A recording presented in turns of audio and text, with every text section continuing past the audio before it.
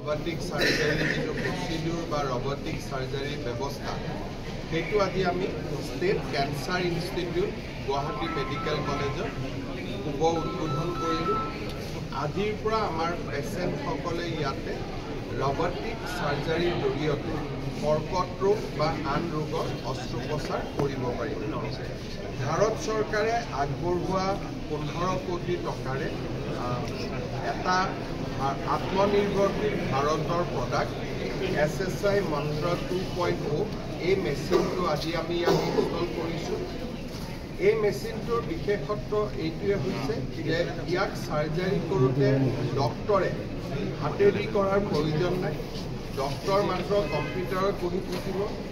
কম্পিউটাৰত AR VR জৰিয়তে সাৰ্জিকেল যিটো প্ৰচিডিউৰ কৰিব সেই এৰিয়াটো ডাঙৰ কৰি দেখা যাব আৰু ডক্টৰে কম্পিউটাৰত বহি ৰবটটোক ইনষ্ট্ৰাকশ্যন দি থাকিব আৰু ৰবটটোৱে অপাৰেশ্যন কৰি গৈ থাকিব।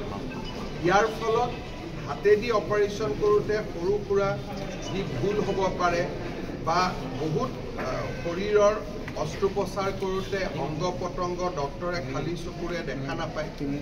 এতিয়া ইয়াত অগমেণ্টেড ৰিয়েলিটি বা আন ব্যৱস্থাৰ জৰিয়তে ইমান মেগনিফাই হৈ যাব যে সৰু সৰু টুকুৰা এটা ফুটবল যেন কৰি দেখা যাব আৰু তাতে ৰবটটোৱে গৈ গৈ ধুনীয়াকৈ অস্ত্ৰোপচাৰ কৰিব পাৰিব। এনে ব্যৱস্থা কলিকতা চহৰত আছেনে নাই মই নাজানো, কিন্তু ডেফিনেটলি নৰ্থ ইষ্ট ইণ্ডিয়াত নাই আৰু ইষ্টাৰ্ণ ইণ্ডিয়াতো খুবেই কম হ'ব। অত্যাধুনিক ব্যৱস্থা।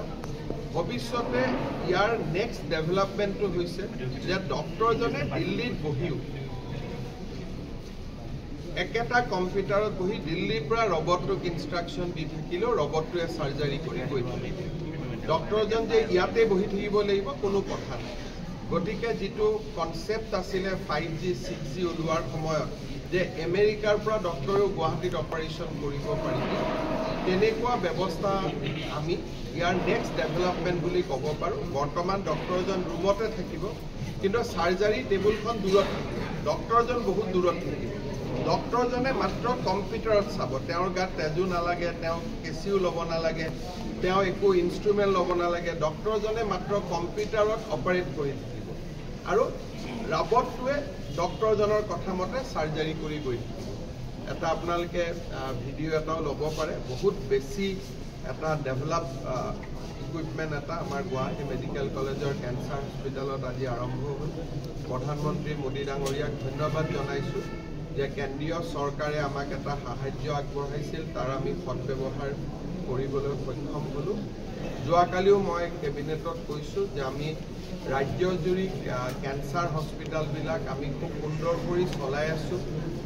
এই বছৰত আমি শিৱসাগৰ, তিনিচুকীয়া, ডিফু, গোলাঘাট এই চাৰিওটা জেগাত আমি কেঞ্চাৰ হস্পিটেল উদ্বোধন কৰিব পাৰিম। সেই দিশতো আমাৰ কাম চলি আছে আৰু গোটেইকেইখন কেঞ্চাৰ হস্পিটেলত একোখন আমি BSc নাৰ্ছিং কলেজো ষ্টাৰ্ট কৰিম।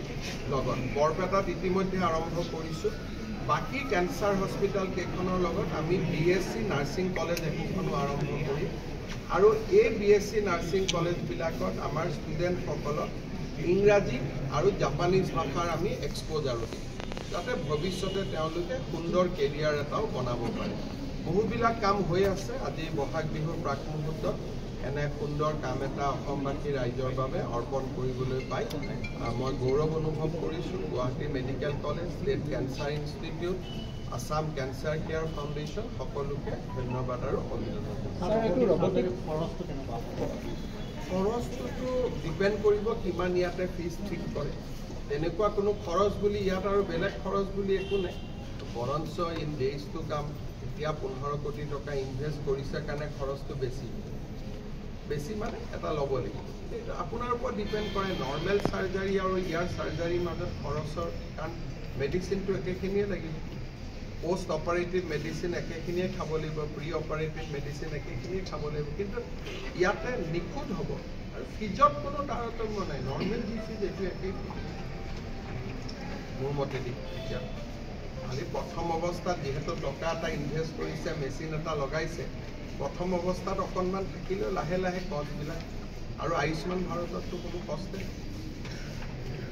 আৰু ডিসচাৰ্জটো ফটক কৰি হৈ যাব মানে পোষ্ট অপাৰেটিভ আপোনাৰ নৰ্মেল সাৰ্জাৰী বহুত দিন থাকিব লাগে হাতেদি কৰিলে কৰবাত তেজ ওলাব কৰবাত ঘা লাগিব কৰবাত কিবা লাগিব ইয়াতে যেহেতু মেচিনে কৰিব আৰু ডাঙৰ স্কিনত কৰিব সেইকাৰণে ইয়াতে পোষ্ট অফ ৰিকভাৰী বহুত সোনকালে